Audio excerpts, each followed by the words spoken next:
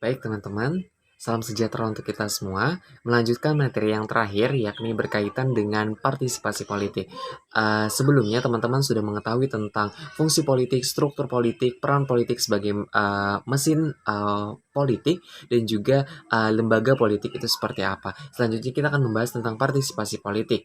Kita harus mengetahui dulu pengertian dari partisipasi politik itu seperti apa. Secara etimologis, partisipasi berasal dari bahasa Latin atau pars yang artinya bagian dan juga capere yang artinya mengambil sehingga diartikan sebagai mengambil bagian. Selanjutnya, partisipasi politik pada hakikatnya merupakan ukuran untuk mengetahui kualitas kemampuan warga negara dalam menginterpretasikan sejumlah simbol kekuasaan atau kebijaksanaan dalam menyejahterakan masyarakat sekaligus dengan langkah-langkahnya ke dalam simbol-simbol kepribadian.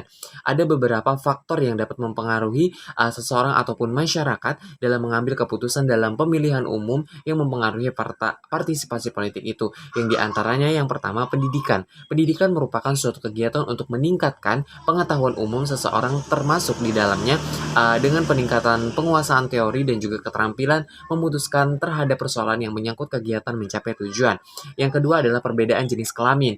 Perbedaan jenis kelamin dan juga status sosial ekonomi juga dengan mempengaruhi keaktifan seseorang dalam berpartisipasi politik, bahwa kemajuan sosial dan juga ekonomi suatu negara dapat mendorong tingginya partisipasi rakyat itu sendiri. Dan yang terakhir adalah aktivitas kampanye. Pada umumnya, kampanye-kampanye politik hanya dapat mencapai pengikut setiap partai dengan memperkuat komitmen mereka untuk juga bisa memberikan suara mereka.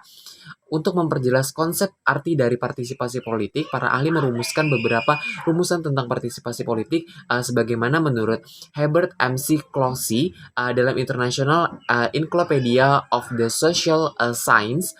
Partisipasi politik adalah kegiatan-kegiatan sukarela dari warga negara melalui mana mereka mengambil bagian dalam proses pemilihan penguasa dan juga secara langsung terlibat dalam proses pembentukan kebijakan umum tersebut. Partisipasi politik merupakan aspek penting dalam hal demokrasi, karena yang pertama, keputusan politik yang diambil oleh pemerintah akan menyangkut dan juga mempengaruhi kehidupan warga negara ataupun masyarakat. Karena itu, masyarakat berhak ikut serta dan juga menentukan isi keputusan politik itu sendiri. Dan yang terakhir adalah untuk tidak dilanggarnya hak-hak sebagai warga negara dalam setiap kebijakan yang diambil oleh pemerintah tersebut.